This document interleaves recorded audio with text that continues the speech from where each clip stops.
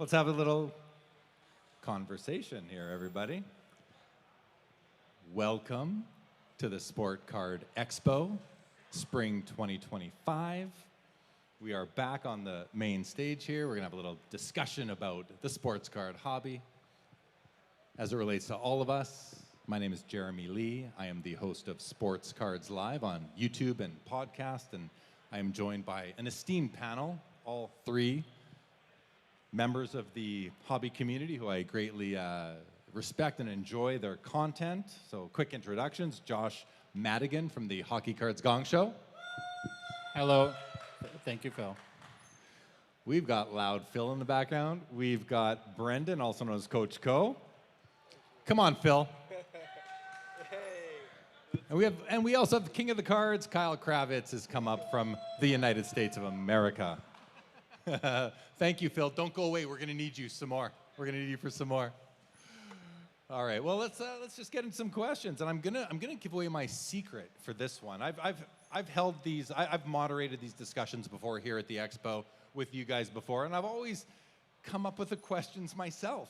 But this time, I actually tapped into AI, and I said to AI, I'm going to be moderating a panel at the Sport Card Expo with some sports card content creators and influencers, and what could we ask them that would be a little bit maybe provocative and sort of interesting, off the beaten path. So we're going to jump in. I don't even know what they all are, but we're going to jump in with one that is titled "The State of Confidence in the Market."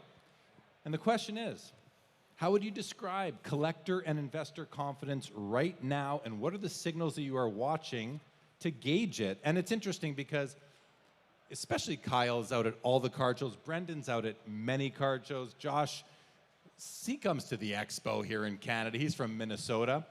So I'm going to put this one on the far end. We're going to start with you, Kyle. And again, I read you the question, but what are you noticing when you're buying cards from people, you're selling cards out in the marketplace? Are people confident in the sports card hobby right now, and as far as really deploying some of their capital into this cardboard? Well, first of all, you said that question was from ChatGPT. You might be out of a job soon. This is concerning times. Hey, speaking for all of us there, right? I know. Yeah. No, it's a really good question. I definitely see a lot of confidence and a lot of excitement about the space and people finding their footing or figuring out what they want their angle to be in the space. I think a lot of cards have seen crazy appreciation the past few years, of course, but everybody always draws that back to what it was doing, COVID time, and brings up those numbers not mattering to right now. You've started to see a lot of stuff kind of swing back that way, especially the key cards. I think the consumers have gotten a lot smarter and learned their lessons sometimes the hard way. And so you've seen the more knowledgeable buyer base kind of gear those same dollars towards the stuff that makes sense. And I feel like they're learning, and I feel like they're getting more and more confident, and there's an overall confidence as the space is building and the money that's getting tossed into it. So I would say a lot of very confident buyers, fortunate to deal a lot on the higher end with some really amazing rare pieces. And I don't see much hesitancy in people throwing big sums of money on the table, trading some high-level grail-type cards to be invested in this and see it through for the long run. So I'd say people are very confident. Okay, yeah, it's good to hear. And we have seen them, like you mentioned, COVID, boom. Then we had things sort of values overall come down. Now they've gone back up a lot is what I've noticed. Brendan, you've recently moved from Canada down to the States. You're at a bunch of card shows. What are you seeing when you're at these card shows and you're walking amongst all the people who are browsing into showcases, talking to vendors? Are you noticing positive hobby vibes? Are people excited about sports cards still? Are they looking to invest their money and their time into their cardboard hobby? Yeah, so I think there's never been more people in the hobby than there is today. And I think if you ask me tomorrow, the answer is going to be the exact same thing. And I've been seeing this steadily over the last, I would say like year and a half specifically. I mean, as you mentioned, we had the big boom in 2020. I feel like some people got burned. Some people maybe went back to work or their priorities shifted and maybe lost a bit of an interest in the hobby, and they couldn't make money quick anymore. And so they said, you know what, this isn't for me. But I think since that's happened, we've seen a a steady uptick, I would say, since about like 2023 end of it. And yeah, it's just been very interesting, especially with conventional investing. The stock market has gotten, it's turned into a bloodbath over the last few months specifically. And again, if people weren't confident in the hobby, you wouldn't see as many transactions take place as you see today. And the liquidity is just out there. Like, it is very interesting. So, I mean, to answer your question, I think there's a lot of confidence in the hobby. I think there's a lot of confidence in sports cards. And, even more so than that, I think there's a lot of people really putting money into the things they genuinely care about, which makes me the happiest, truthfully, because it's not about like liquid cards and, it is about preserving value to a certain extent, but a lot of that has to do with kind of like evoking those memories. And man, that's what the hobby's all about. Being connected to the teams that we've grown up and still love and watch. And there is empirical evidence to support that we are seeing more transactions, perhaps at prices that were lower than we saw during the peak run. But that speaks to what you said, that there is more and more people in the hobby now than ever. And the fact that card shows are super busy is further evidence of that. Now, on this Hockey Cards Gong Show, Josh, you guys talk a lot, and you do a special show now once a week where you cover the top 5 sales in the hockey segment of the hobby. What's your take right now as far as like high end versus mid end versus low end? And amongst your, the listeners of your show, and when you do your, Phil on Friday nights with Phil, who? Yeah, is that his name? Is it Never met him. Philberto? What are you noticing, though, when you're out about at shows and even just going through the data that you comb through on a regular basis? Are we seeing more and more high-value cards being sold, more mid, more low? What's your just general gut feel on that? Well, I'll piggyback off something Kyle said, and I think it's the right cards are selling for a lot of money. And there's a lot of manufactured scarcity right now in the hobby, and cards that are maybe tons of parallels that are low numbered, but really there's nothing special enough about them to last. But as you gain knowledge in what you're collecting and you start to understand what the true special cards are and the right cards, that we're seeing records almost daily on cards like that, and I think some of the more common stuff is the prices will go down as people realize that this is, not as common maybe as your initial impression of it was. Yeah, we're seeing a lot of people, there's a movement towards consolidation. People are taking, maybe 10 cards worth $10 each and trading them in for one card worth $100 and scaling it up that way. And I'm noticing a lot more of that, which is also allowing people to get into more valuable cards than they used to get into. Did you have something to add to that? No? I'm just enjoying what you're saying. Oh, thank you. Yeah, well, we've done our share of sitting on the screen together, that's for sure. Okay, let's turn the camera around on the, and I know none of us probably love the word influencer. We're content creators. That's really what we do. We create content for the hobby. And the question, and again, when you put a video up on YouTube, there's a question that you have to answer, which was, is there any, I forget how it's worded, but is there any like AI involved in your content? You have to tell YouTube that. So that's why I'm telling you guys that I got these questions from AI. I don't mind telling you that. So the next one, I want to turn the camera around. And this one reads, let's turn the camera inward for a second. How do you see influencers shaping the market today? Are there risks? So in a way, this is about us sort of being self-aware. And again, it says influencers, but content creators. So let's just start at the end again.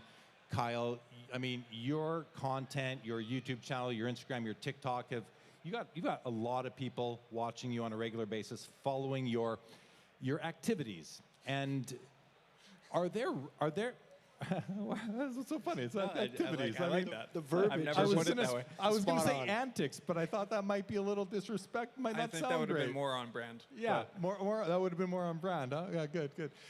But seriously, are there risks to you, to us, for putting ourselves out there and creating content in the hobby?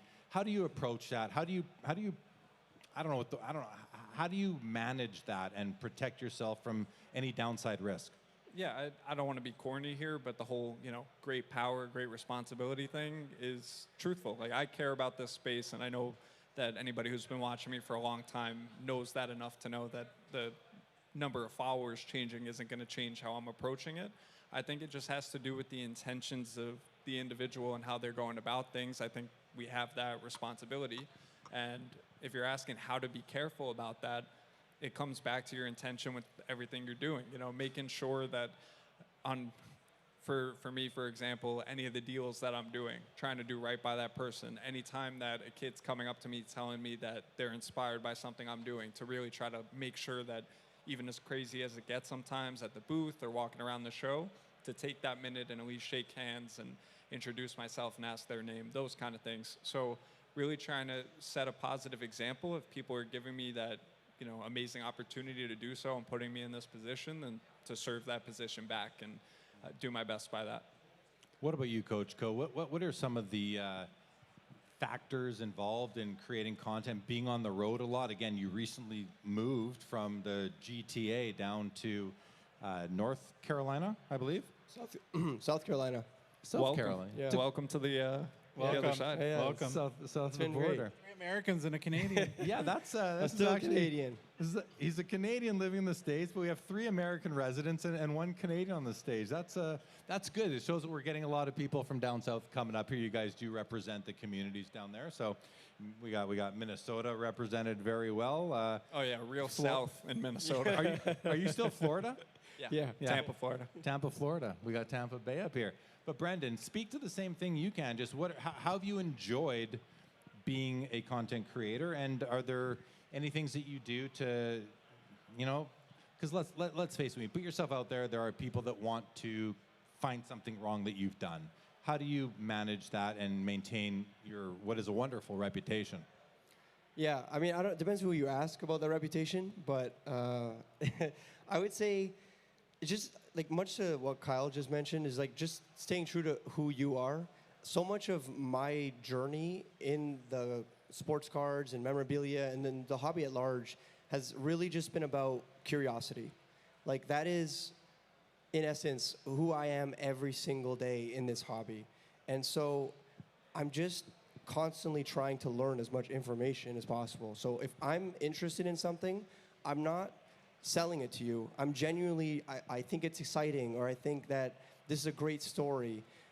Recently, I've really been leaning into other people who are super passionate about whatever it is that they collect, and I actually want to learn more. So I really, I'm very conscious. So like, I'm not selling you anything. Like, I just want you to hear these wonderful stories from wonderful people who are incredibly passionate about things. And if it's something that you happen to be passionate about, great. Guess what? I might have just given you like a reprieve from everyday life. And if not, then that's cool. And you think it's overrated or too expensive, or why would anyone want to own this? Again, that's awesome. Like, I'm not asking you, I'm not telling you. You don't even have to listen to me. But like, it's your choice the whole way through. And I'm just gonna try to, tell the best story I possibly can. Yeah. And really showcase just the beauty of this The whole stories. thing. Yeah. It's interesting because anybody who listens or watches, they can shut any of us off at any time that they want, and they're free to, and please do. If you don't enjoy what you're consuming, you need to protect yourself, and your time is certainly valuable. But I think your approach is great. If you are just presenting stories and you're passionate and you're authentic about it, no one can think that you have any ulterior type of motives. Now, Josh, the Gong Show, you have now, since we last sat on the stage together, you have some additional video content that you're doing, some spin-offs, if you will. You've just launched hockeychecklist.com, a great resource you're trying to provide for the hobby. What has it been like for you to transition from just, hey, we're going to do a podcast, to becoming what I'm going to call, and you can tell us if you feel this way about yourself, but becoming a professional content creator and somebody who is really providing services besides just a podcast to the hobby? What's it been like? It's been a lot of fun, challenging too, of course. And the big thing for us in our show is, and I'm sure you guys can agree with this, when you're a content creator, the easiest way to get a short-term victory is to burn the hobby down. If you want cheap views, just put a video and talk about why company A is ripping off or scamming people. But the way, kind of, our approach is we love this hobby, and we don't want to burn it down. It doesn't mean that there isn't instances, of course, where information needs to be shared about what people are doing. But our role specifically is to build the hobby up, share why this is such an amazing community, why the people are so amazing, and we'll leave that stuff to other people. And we want to bring people into collecting, because sometimes I look at these content creators that many of them are very successful, and I think to myself, why would anyone want to be in this hobby? Like, if I had never collected or been to an expo and I watched 10 of their videos, I would never do this. It would be like, seems horrible, right? Because it's every little thing that's wrong with the hobby, and those are the easiest sort of, if you want to look at success in terms of views or subscribers or however a content creator looks at it, that's the easiest way to do it, frankly. Definitely. I think it's another great approach. You cannot focus on every negative comment you get on a video, on a post. You have to, and it's, as humans, I think we're more predisposed to focusing on the negatives, or the magnitude of the emotion that you feel based on a negative comment might be more than the magnitude you feel from a positive comment. It's like if you lose money playing blackjack, driving home from the casino after a big loss might feel worse to you if you were to, I don't know, it's hard to explain, but the magnitude of the negative feeling is going to outweigh the magnitude of the positive feeling from a win in many cases. So it's important to protect yourselves from that. Okay, anything to add before we go on, guys? Kyle? I was just going to say, I feel like so much comes up around those negative moments when it's been, unfortunately, I'm not going to act like it's all sunshine and rainbows all the time, Has there ever been a theft? Has there ever been a scam? Like, of course those things are there. But the amount of groups that are using it kind of to their advantage to amplify what they're doing or gain viewership in their content, whatever it might be, they're so focused on that. And I feel like you get a choice between the positive side and the negative side of things. Seeing something about, the one minuscule instance where a $2,000 card gets stolen off a table, but not highlighting the fact that in that same show, hundreds of cards and hundreds of dollars were given away to kids to go and enjoy themselves and put smiles on faces and have memories. One of them is broadcasted by every content creator, wannabe content creator in the entire space, and the other one doesn't get any highlight. That's the problem. Yeah, you're exactly right. And if I can just add on, oftentimes I see people saying things like, now certain people are talking about negative things more than they used to. Well, I don't know that a theft is it's a negative thing, but it's a reality. I think there's different types of negative content out there, and guys like us, if I can put myself in this, it's all in the same category. I think when we focus on negative things in the hobby, we are doing it to really inform and educate, more so than to be negative about the overall community and the hobby itself. We love this hobby, all four of us, I believe. 100%. Everybody here, Yes. but I'm talking about, Yes. There's a lot of people out there that I didn't see anything from any of them, and all of a sudden I'm scrolling TikTok one day, and every other video, I won't mention names, but it's about a certain scandal with a certain group that was going on or something that shouldn't have happened. And I had never seen them post anything, but they took the time to jump on an opportunity that they saw to amplify their brand because they got something that was cloudy and had, some energy behind it. That's unfortunate because you miss out on all the best things that are going on here. Exactly. All right, we're gonna wrap up with this. What ChatGPT told me were possible closing questions for the panel here. Oh, wow. ChatGPT is doing a great job so They far. are doing a got great the job. timing. I want to thank them for sitting here in this chair. They gave me they for some reason produced 10 different closing questions, and I like number 10 the best. It says, and well, maybe we'll see how this goes, but we'll start with Kyle on this one. What will separate the people who last in the hobby from the people who burn out in the hobby? The people that are here for the right reasons. It'll always be the people that care about it, have fun with it, contribute to it. You know, you get out what you put in. They give to it at every show they're at, their local card shop, enjoy their collection the right way, not trying to get one up on anybody. They're trying to do things the right way, and I think that's what's going to last. So those will be the people that stay here, and I would hope, for the sake of all of us, it's the people on the other side of things that get weeded out. And by buying things that you like, buy things that you love, and allowing yourselves the flexibility to, you might fall out of love with. I fall out of love with cards all the time. They come out of my personal collection, and I use those proceeds to buy something different. It's like a three-way sort of trade. Brendan, do you want the same question, or you want something different? I mean, we can jump off that question, yeah. So, I mean, it's funny, we were just talking about negativity, and I think it's a perfect segue. It's like a lot of those people who produce primarily negative content are also the ones that are not at the shows, they're not at the card shops, they're not at the trade nights, they're not interacting with people in the space. And so much of the space is about the community aspect of it. And it truly, COVID was great because we were in a bit of an echo chamber, but this hobby is meant to be consumed, for the most part, in person. And I don't care if that's a hot take. Like, I never feel better than I do when I'm, shaking hands with you guys and all of you out there and talking to you about your personal collections on a personal basis. And again, like, feeling that passion come through. It's not the same thing as someone sending you a message and be like, oh my God, I just got this card in and I'm so happy about it. It's like, you just don't feel the same weight. So, I mean, that and patience. Like, if you're in this to make quick money, you're going to burn out. You have to be patient with whatever you're doing, with your collecting journey. If you can build out a set in a year, it's like, is it really worth it? There's just like, it all makes sense eventually. And so if you're trying to be here for the long haul, just be patient. Just have fun with it. Enjoy the process. And, you never have to question once whether you want to be here or not. It's a simple answer. Yeah, don't put too much pressure on yourself. You said you could even build the set over a year.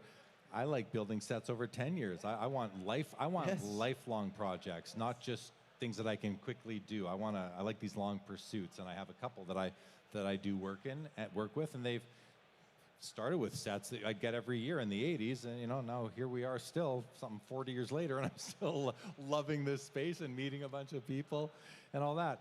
Josh, I'm going to give you a different question, unless you really want to say something about that one. You're more than welcome to. Go for it. I'm ready. All right. And I want to ask you this one because you've done such a good job at this, and your RIP party last expo was a really good indication of this. So the question is, do you think the hobby is more community-driven or transactional-driven right now? Yeah, it's a tough question. That's a good question. It's Really a good tough one. question. There's a lot of They all wanna answer this one. transactions have never been higher. We know that, but I think and I say this I've told this story on our show when we were previewing the expo. I'm not naturally an outgoing person. And when people started listening to our podcast, it kind of, and especially started coming here, I was like, well, I probably have to put myself out there a little bit. And thank God I did, because all my best friends now I've met literally here at this show. I've been here and I've actually come here and not bought a card and had the best time ever just hanging out with people. And so I don't know if I can answer for everyone else, but for me, the hobby is about the community and friendships. And what's great now, I think this is my 5th or 6th expo, is seeing the familiar faces. And so, kind of like you were saying, Brendan, that it's really when you're in person, when you're with people, when you're sharing a common interest, and you can Yeah, I love my wife, but she doesn't care about my cards, so it's kind of fun to come here and show people cards I'm excited about that will be equally as excited as I am. I show cards to my wife, and she doesn't. She'll say, "What did you spend?" Just because she just wants always to know. how much. But it's not because she's gonna get mad at me or anything. It's because she just is curious, Yeah. you know. But then I'll say, "What do you think about it?" And she'll say, "I like that one." But she doesn't. It's just about the designs and the colors and how shiny it is. And I kind of like that. That's all it is. And you know, she's not like, "Why would you buy this?" or something. You know, like It's a terrible investment, Jeremy. Right, exactly. Let's wrap up with just going around the horn here one last time, guys. And this is not from ChatGPT. This is original Jeremy Lee material right here, you guys. Yeah. Ooh, get ready. We'll start at the end with Kyle. We're hopefully going to see you back here a year from now, Kyle. Is there something that you would like to? I'm going to give you two options. You'd like to accomplish yourself, any goals you have for you and your content, your hobby content career that you'd like to be able to say a year from now that, you know, this is what I've done in the last year, and, you know, I hope you guys like it. I would hope to continue impacting as many people positively as we can and bringing them into the space and growing the space. If I had to put hard numbers on things, of course, you know, we like to set goals. Kevin and I, my man behind the cam, you know, partner in crime. So we try to put some big time goals out there. We went from, you know, 5,000 subscribers on YouTube this time last year to over 100,000. You know, can we do that again at the same kind of multiplier? Can we scale like that again with some compounding interest? Can we go 500K? Can we go to 1 million? I believe in that. We're working our behinds off and taking it very seriously with the responsibility that's there. I would say that's my focus. Just keep making an impact on this space and have fun while doing it. Keep, you know, Kyle, as someone who does consume your content, and I've known you for several years now, keep doing what you're doing, buddy. You're doing a great job. You're a great influence on the hobby, and we're lucky to have you as a part of the community. Thank you. Brendan, what about you? A year from now, what would you like to be able to come back here and say, you know what, guys, I got this done, and I'm hoping you're enjoying it?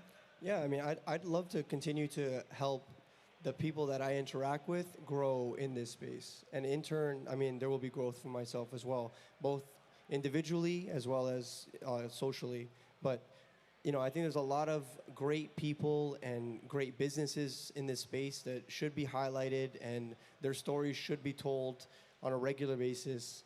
And, you know, that's really what I want to focus on is every time I interact with someone who's, like I said, from the very beginning of this whole thing, is like when I see someone that's super passionate about something, I want to make sure that they share their story and all that passion. And, you know, that's really what I want to do. Well, you do a great job of sharing people's stories too. If you're not yet following Brendan Coach Co on Instagram and TikTok, make sure you do. He does reels, just about a reel a day you do, highlighting something going on, and it's always of a this whole positive negative thing. I mean, it gets old, but I mean, sometimes it's negative. but you're not being negative about it. You're spreading information so people can protect themselves. That's positive. It's a positive way to approach it. It's net positive. Now, for you, Josh, the question is really going to be, what is Phil going to stop you from accomplishing over the next year that you would like to accomplish? Well, he was either going to get us arrested or sued, probably sooner than later. But no, our goal is, you know, we take very seriously trying to, because we publish a show twice a week, and it's about making the best possible show we can every single time. And it's kind of it feels like a sprint that never ends. But what I think about a lot is that, you know, we don't take for granted that somebody spends 2 hours, 3 hours with us, and that's a huge responsibility to return on that investment that they're making in us by, you know, giving them something to think about for their own collection, educating them about a new product that comes out, or making them laugh, or, you know, the best thing the best compliment we ever get is when somebody messages and said, oh, I was heading into work on Monday morning and dreading the week, but then I saw that you had a new episode and it made the day go by so much faster. I mean, that puts so much juice in my batteries. And to know that even on a small, weird, you know, we're goofy kind of way that we can do something that makes somebody's day better is pretty awesome. Right on. I enjoy that too. I saw this morning someone posted to their Instagram story, and tag me and say, driving to the expo in Toronto, listening to Sports Cards Live. Like, that's just, we produce the content. We look at we're often looking at ourselves and our co-hosts, and we don't see who's out there. And then you get a little glimpse into that there are people out there listening, watching, enjoying what we are producing, because we put our hearts and souls into our content. I know all of us do, and there's nothing better than knowing that people do enjoy it. So I've enjoyed our time up here today, guys. It's always good to get back with each of you, whether it's this particular group of 4, a mix with some other guys, but it's always good to have you guys on the stage and collaborating with you guys in many ways. So thanks for joining, and too bad Phil wasn't here for that last dig, but I'm sure we'll get him next time. So thank you guys. Senators are playing, so he's one track. So mind. he's a glutton for punishment. Yep. And shout out ChatGPT with the questions. Jay Lee AI right here, baby. Jeremy is currently in the job market, so if anybody knows of anything he could be doing except asking questions that have already been asked by a computer, I just got know. AI'd. That's called getting AI'd right there. Yeah. You're a meat vehicle. That's it now. All right. Thank you, everybody. And for you, this lovely audience, small but mighty, appreciate you guys joining us today.